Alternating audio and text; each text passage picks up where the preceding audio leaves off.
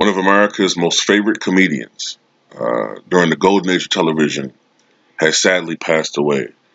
Actor and comedian Tim Conway is dead at the age of 85. He died of a degenerative brain disease, and there are also conflicting reports about whether he had dementia. There was a People, I think, magazine article from last August that stated that he had dementia, severe dementia, but then there have been recent reports stating that he did not have dementia and was actually very cognizant and coherent and lucid until the time of his death. Tim Conway first became known to Americans back in the 1960s when he co-starred on in the 1960s sitcom McHale's Navy, which co-starred the late Ernest Borgnine, who passed away in 2012. Interestingly enough, Ernest Borgnine and Tim Conway would both work together again some 30 to 40 years later on SpongeBob, with Ernest Borgnine voicing Mermaid Man and Tim Conway voicing Barnacle Boy, both until their respective deaths. But it was actually, for Tim Conway, it was the Carol Burnett show where he really starred. He probably was, even though it was Carol Burnett's show, it was kind of seen as Tim Conway was the funniest of all of them.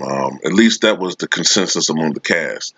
And oftentimes he would break up or cause many of his co-stars to break up and laugh and break out of character. Most notably, he did that with Harvey Korman. Harvey Korman passed away back in 2008. But Harvey Korman was the one who broke up the most, and there was a very famous sketch that they had, I think was when Tim Conway was a dentist.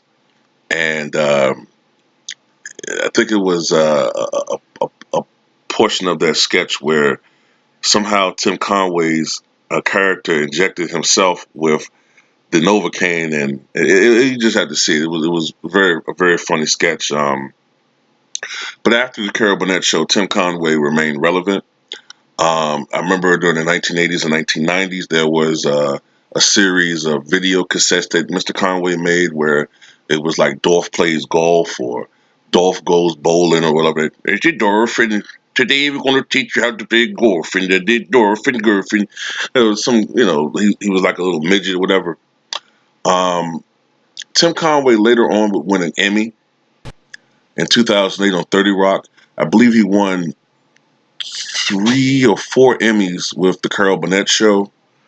And I also remember him for a series of movies that he made with Don Knotts. First, there were the Disney movies, the Apple Dumpling Gang movies in the 1970s.